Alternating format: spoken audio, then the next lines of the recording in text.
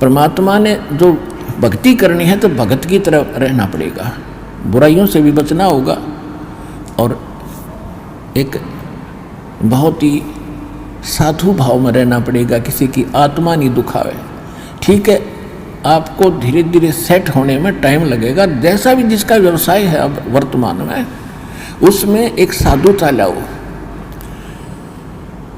जैसे कोई मजदूर है, सेवा कर रहा है किसी के और भगत हो गया तो वो तन मन धन से सेवा करे उस मालिक के उसमें, क्योंकि वहाँ से उसने रोटी मिल रही है। और फिर परमात्मा ऐसी प्रेरणा करेगा उस मालिक के अंदर, देख भगत आदमी होते ऐसा हो भाई, कोई चीज़ पड़ी रहो घर में उसके लिए मिट्टी समझे, चाहे पैसा हो चाहे सोना हो कुछ भी हो, अपनी मिली हुई 2 रोटी यानी 2 जो दिहाड़ी मिलती है उसमें संतोष सब्र करके देखा कितनी इज्जत बनेगी उसकी और कितनी विनम्रता और उसके प्रति सद्भावना और उसका आदर बनेगा उस मालिक के हृदय में। इसी प्रकार अगर आप मालिक हैं, भगत हैं, आपके यहाँ कोई सेवादार सेवा करता है, उनको अपने बच्चों की तरह समझाए, उनको भगवान के बच्चे समझाए। वो बालक सेवा कर रहे हैं, भगवान के बच्चे हैं, उनको प्यार दे और उनके साथ कोई ऐसा गलत बर्ताव नहीं करे। और फिर कुछ दिनों में उनके दिल में ऐसी भावना होगी, परमात्मा दोनों तरफ रोल करता है, जब हम मालिक के अनुसार चलेंगे फिर उन बच्चों में भी उन सेवादारों में भी ऐसी भावना भर देगा भी हमारे जैसा नालायक नहीं, इसे ऐसे भले आदमी के घर में राम 19-21 कराएंगे सेवा में मजदूरी में 21 काम कराया करेंगे वह। तो इस तरह कितना अच्छा माहौल बनेगा। और हम जैसे मालिक तो समझता है कि न रुपये पैसे दो 100 रुपये और काम खींचूँ 1000 का, और मजदूर क्या समझते हैं रुपये लेवा 500 और काम करा 100 रुपया का।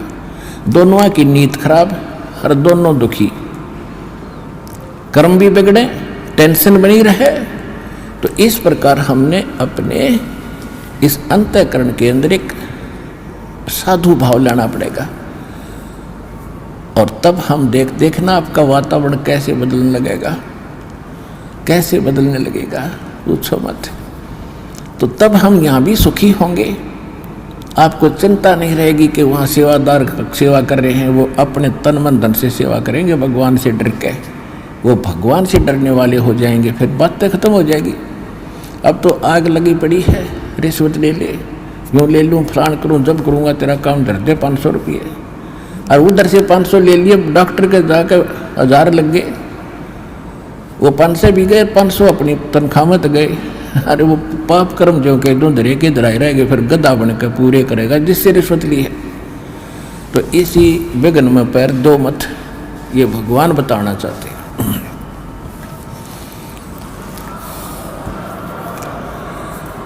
और जब आपको ये ज्ञान होगा ना, जहर दिखाई देगा आपको, और जब आप नेक नीति से चलोगे तो पूछो मत। अब दास बहुत देखता है, एक छोटा सा बच्चा ने बोला जी 55 रुपये पाए मैंने पड़े, वो घर पे ले आया, घर वाले बोले ना बेटा हमने नीचे धर दे, अपना दान पात्र में डाल दिए, इस वजह हम नहीं खाएंगे। अब देख जिसके गिरे थे उसको पुण्य हुआ, अब यहाँ पर भंडारे में लग गए, और वैसे उस पर चौवन्नी खर्च हो रही थी कि उसने विधि का पता नहीं, और वैसे कोई और मिल जाता उसने जाते कह गुट्टी लाओ उसके 55 रुपया की, या कितने मांस मिट्टी खाओ उसको और पाप लगाओ। तो इस प्रकार हमारी नीत साबित होगी, भगवान खुश होगा, और जब भगवान खुश होगा तो फिर कमी नहीं रहेगी। हमने परमात्मा को प्रसन्न करना है, और परमात्मा प्रसन्न होगा तो फिर कमी किस चीज की, फिर तो क्या बताते हैं परमात्मा, साईं इतना दीजियो जामे कुटुम समावे, हम भी भूखे न रहे, अतिथि न भूखो जावे। इससे अधिक मांगना इस काल की जेल में हमारी महामूर्खता है कि इतना ही मांग लो बस तुम, इसमें सब कुछ मिलेगा, क्योंकि ये कलयुग है। और कलयुग में मशीनरी जरूरी होगी, तो आप इतना ही मांगो जामे कुटुंब समावे, यानी रिक्वायरमेंट ऑफ द फैमिली, परिवार की आवश्यकताएं, ये है जामे कुटुंब समावे, और हम भी भूखे ना रहें और अतिथि न भूखा जाए। फिर देगा आपको, और फिर रहो मालिक के वचनानुसार चलो। फिर कैसे, जैसे परमात्मा कहते हैं, चिड़ी चोंच भर ले गई, नदी न घट्यो नीर, दान दिए धन घटे नहीं, यूं कह रहे साहिब कबीर।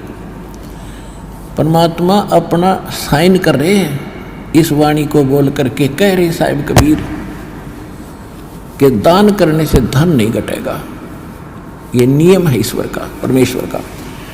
और दान सुपात्र को करे, गुरु बिन माला फेरते, गुरु बिन देते दान, गुरु बिन दोनों निष्फल हैं, चाहे पूछो वेद पुराण। देते को हर देत है, जहां तहां से आण, अण देवा मांगत फिरो, फिर साहिब सुने ना कान। अब परमात्मा ने एक भूमिका करके दिखाई हमारे को कि साईं इतना दीजियो जिसमें कुटुंब समावे, एक धानक, एक जुलाहा, सुबह से लेकर शाम तक एक बारीक बारीक तार इकट्ठे करके धागे और कपड़ा बुनता है। एक दिन में मुश्किल से भी 5 फुट 10 फुट बना पाता है, 5 फुट 4 फुट, और बहुत लंबा सैकड़ों फुट का तार वो थान बनाना पड़ता है। ताना बनाते थे, वो हफ्ते में पूरा होता। उसकी जो मेन ताना मालिक को मिलता, उसमें से अपने परिवार के लिए जो आवश्यक सामग्री थी, खाद्य पदार्थ लाते, और शेष बच जाते उसको सत्संग और भंडारा में लगाया करते थे। इस प्रकार परमात्मा हमें उदाहरण देते हैं कि इस लोक में आप भगवान की भक्ति अवश्य करो, पूर्ण संत से प्राप्त करके, फिर परमात्मा एक्शन में आवेगा।